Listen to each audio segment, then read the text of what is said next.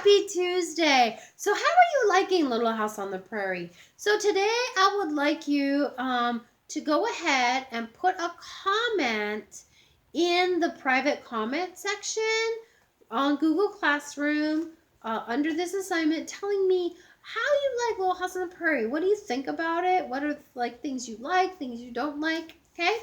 So let me know, all right? That's your assignment for today.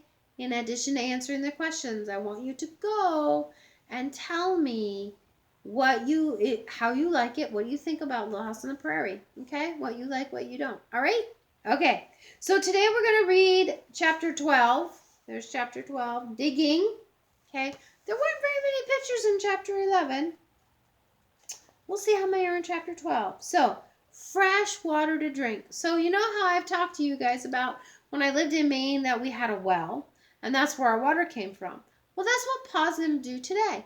Pa's going to build a well, okay? And you have to dig it down to get to water first, all right? So, here we go. Pa had made the bedstead. Remember, he was supposed to make that last chapter, but instead he went hunting, right? Which was an answer to one of your questions, okay? All right. He had smoothed the oak slab till there was not a splinter on them. Then he pegged them firmly together. 4 slabs made a box to hold the thick straw. Across the bottom of it, Pa stretched a rope zigzagging from side to side and pulled tight. One end of the bedstead Pa pegged solidly to the wall in a corner of the house. So he's attaching it to the wall. Only one corner of the bed was not against the wall at all. This corner, Pa set up a tall slab. He pegged it to the bedstead. As high up as he could reach, he pegged 2 strips of oak to the wall and to the tall slab. Then he climbed up on them and pegged the top of the tall slab solidly to the rafter. And on the strip of oak he laid a shelf above the bed. "There you are, Caroline," he said. "I can't wait to see it made up," said Ma. "Help me bring the straw tick." She had filled the straw tick that morning. So it's kind of like a mattress sort of idea. Or maybe it's better to describe it as like 2 blankets sewn together with a hole on the end. That's a better way. And so what they would do is they would take straw hay, yeah, and they would fill it with the hay and make it like a poofy. And then they would close the end, not like by sewing because you want to change the straw, okay? But they would close the end so it wouldn't puff out the bottom. And then that's what they would sleep on because they didn't have anything called mattresses. They had these straw ticks. Does that make sense? All right, let's continue. She had filled the straw tick that morning.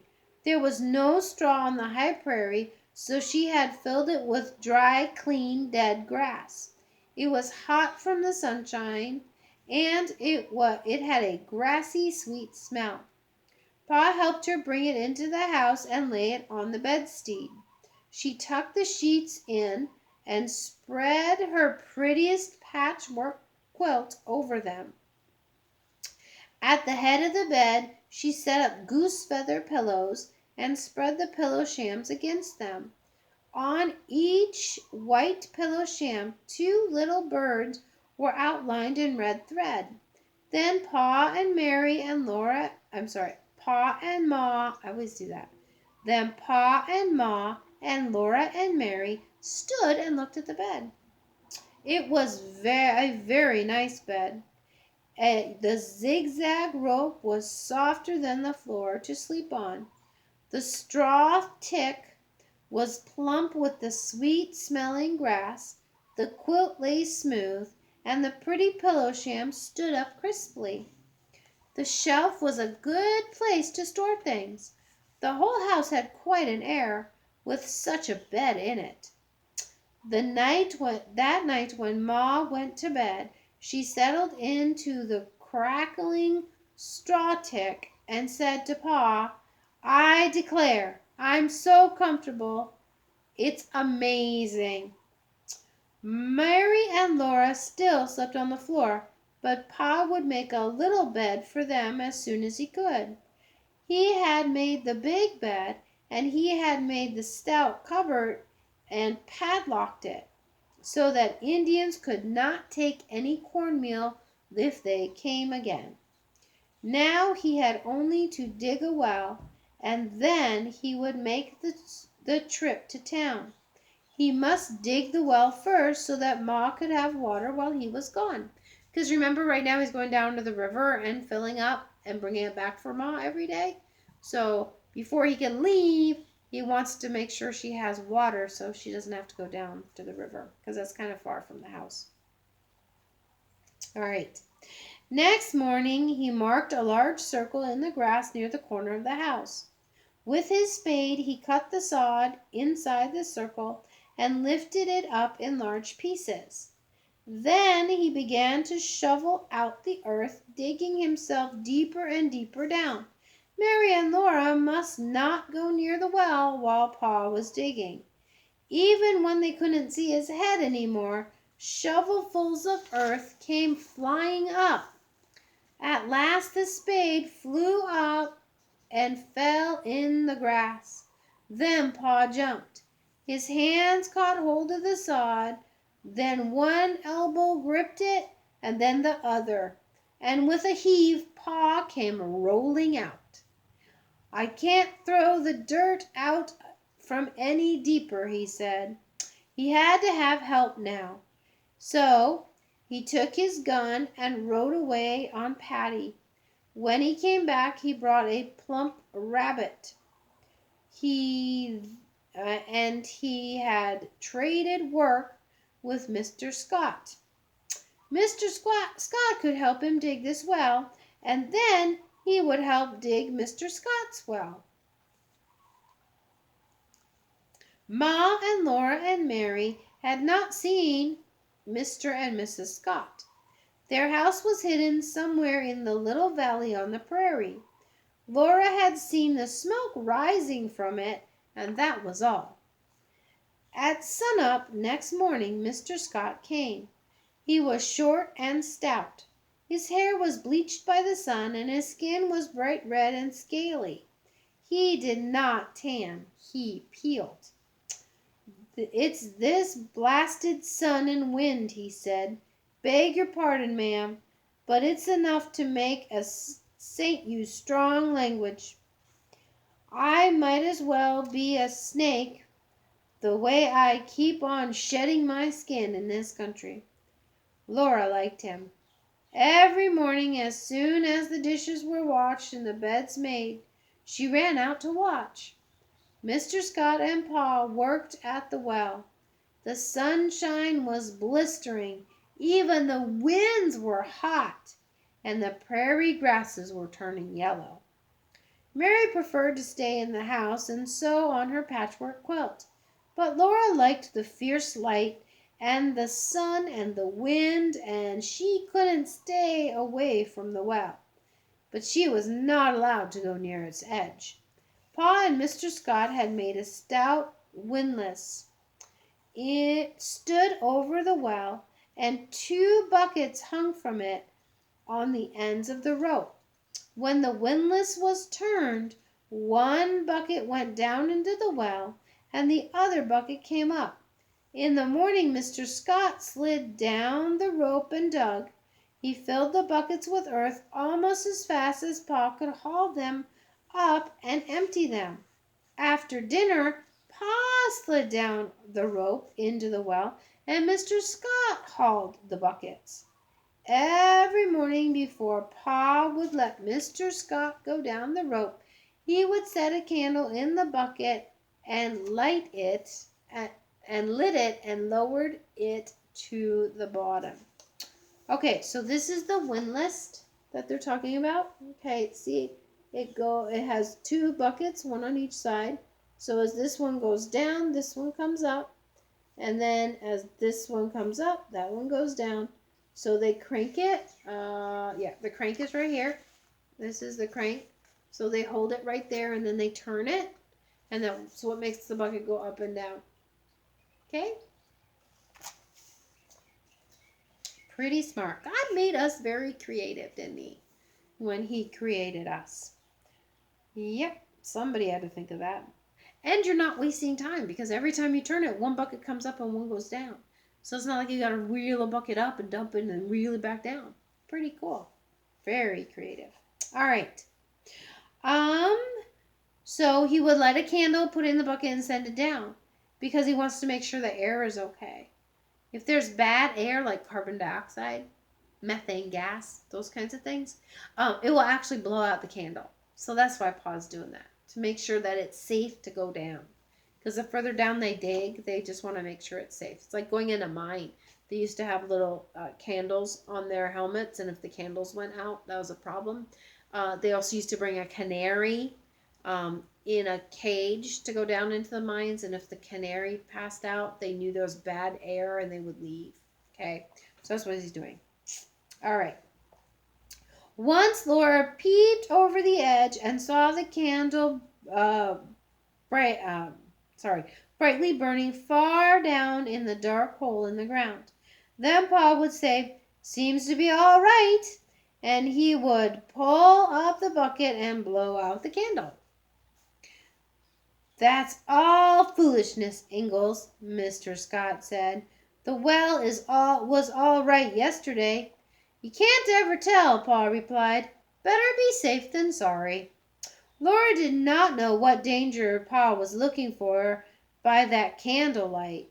She did not ask because Pa and Mr. Scott were busy.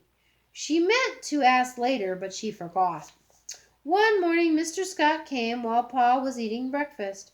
They heard him shout, "Hi, Ingalls! It's sunup! Let's go!" Pa drank his coffee and went out. The windlass began to creak and Pa began to whistle. Laura and Mary were washing the dishes and Ma was making the big bed. When Pa's whistling stopped, they heard him say, "Scott!" He shouted, "Scott! Scott!" Then he called, "Caroline, come quick!" Doesn't sound like Mr. Scott waited for the candle test. Ma ran out of the house. Laura ran after her. "Scott's fainted, or something down there," Pa said. "I've got to go down after him." "Did you send down the candle?" Ma asked. "No, I thought he had. I asked him if it was all right, and he said it was." Pa cut the empty bucket off the rope and tied the rope firmly to the windlass. "Charles, you can't, you mustn't," Ma said. "Caroline, I've got to." "You can't. Oh, Charles, no." "I'll make it all right. I won't breathe till I get out. We can't let him die down there." Ma said fiercely, "Laura, keep back." So Laura kept back. She stood against the house and shivered. "No, no, Charles, I can't let you," Ma said. "Go get Patty, or go for help. There's no time." "Charles, if I can't pull you up, if you kneel, or if you keel over down there, I can't pull you up." "Caroline, I've got to go," Pa said. He swung into the well. His head slid out of sight down the rope. Ma crouched and shaded her eyes, staring down into the well. All over the prairie meadowlarks were rising, singing, flying straight up into the sky. The wind was blowing warmer, but Laura was cold. Suddenly Ma jumped up and seized the handle of the windlass. She tugged at it with all her might. The rope strained and the windlass creaked. Laura thought that Pa had keeled over, down in the dark bottom of the well, and Ma couldn't pull him up. But the windlass turned a little and then a little more. Pa's hand came up, holding to the rope. His other hand reached above it and took hold of the rope. Then Pa's head came out. His arm held on to the windlass. Then somehow he got to the ground and sat there.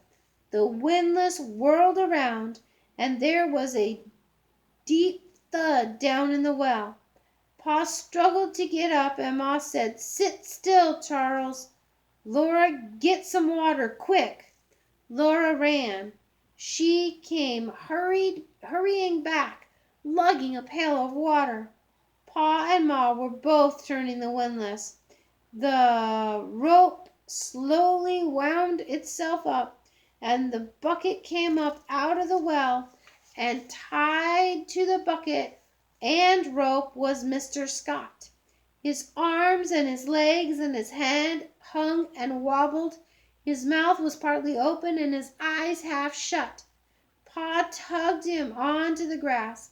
Pa rolled him over and he flopped where he was rolled. Pa felt his wrist and listened to his chest. Then Pa lay down beside him. "He's breathing," Pa said. "He'll be all right in the air." "I'm all right, Caroline. I'm plumb tuckered out, is all." So here they are, pulling up Mr. Scott on the windlass. Okay? See, Ma and Pa are wheeling it up, and there's Mr. Scott. Better to be safe than sorry. "Well," Ma scolded, "I should think you would be. Of all the senseless things! My, you scared me!" She covered her face with her apron and burst out crying. That was a terrible day. "I don't want a well," Ma sobbed. "It isn't worth it. I wouldn't have you running any risk of your life like that." Mr. Scott had breathed a kind of gas that stays deep in the ground. It stays at the bottom of wells because it is heavier than air. It cannot be seen or smelled, but no one can breathe it and live very long. Pa had gone down into that gas to tie Mr. Scott to the rope, so that he could be pulled up out of the gas. When Mr. Scott was able, he went home. Before he went, he said to Pa, "You were right about the candle business, Ingalls. I thought it was all foolishness, and I would not bother with it, but I found out my mistake." "Well," said Pa, "where a lit candle can't live, I know I can't. And I like to be safe when I can be. But all's well that ends well." Pa rested a while. He had breathed a little of the gas and he felt like resting.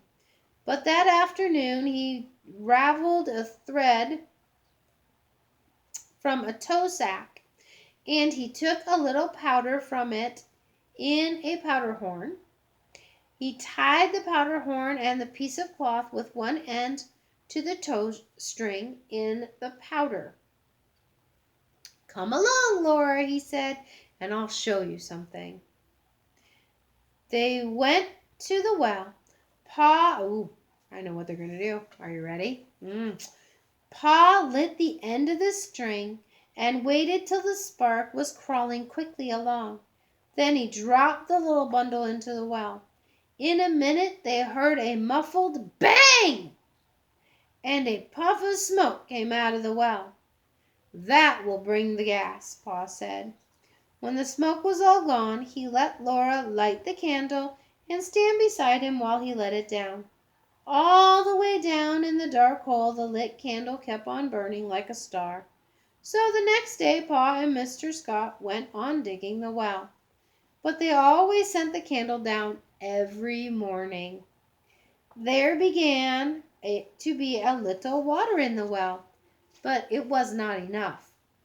The buckets came up full of mud, and Pa and Mr. Scott worked every day in deeper mud. In the morning when the candle went down, it lit oozy wet walls, and the candlelight sparkled in rings over the water when the bucket struck bottom. Pa stood knee deep in water and bailed out buckets full before he could begin digging in the mud. One day, when he was digging, a loud shout came echoing up. Ma ran out of the house and Laura ran to the well. "Pull, Scott, pull!" Pa yelled. What do you think happened? I know what happened. Do you know what happened? We'll see. A squish, gurgling sound echoed down there. Mr. Scott turned the windlass as fast as he could, and Pa came up, climbing hand over hand up the rope. I'm blamed if it's not quicksand," Pa gasped as he stood onto the ground, muddy and dripping. "I was pushing down hard on the spade when all of a sudden it went down the whole length of the handle, and the water came pouring up all around me. A good 6 feet of this rope's wet," Mr. Scott said, winding it up. "The bucket was full of water. You showed sense in getting out of that hand over hand, Ingalls. That water was coming up faster than I could pull you out," when Mr. Ingalls slapped his thigh and shouted, "I'm blasted if you didn't bring up the spade." Sure enough, Pa had saved the spade. So a spade's another word for a shovel, okay? In a little while, the well was almost full of water. A circle of blue sky lay not far down in the ground, and when Laura looked at it, a little girl's head looked up at her. What is she saying? Her reflection in the water, right? When she waved her hand, a hand in the water surface waved too. The water was clear and cool and good. Laura thought she had never tasted anything so good as those long, cold drinks of water. Pa hauled up no more stall. Pa hauled up no more stale. Sorry. Try that again. Review. Rewind. Okay, here we go. Pa hauled up no more stale. I just can't get this sentence. All right, let's start at the beginning of this. Laura thought she had never tasted anything so good as long, cold drinks of water. Pa hauled no more stale, warm water from the creek. He built a solid platform over the well and a heavy cover for the hole that let the water bucket through.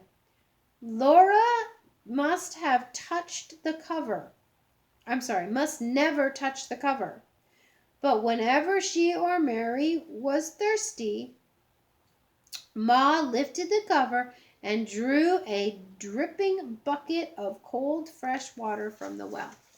There's the covering. There's Ma bringing up the bucket. Remember, Laura's not allowed to touch any of it. Okay? That right there, that's the cover they put back over top.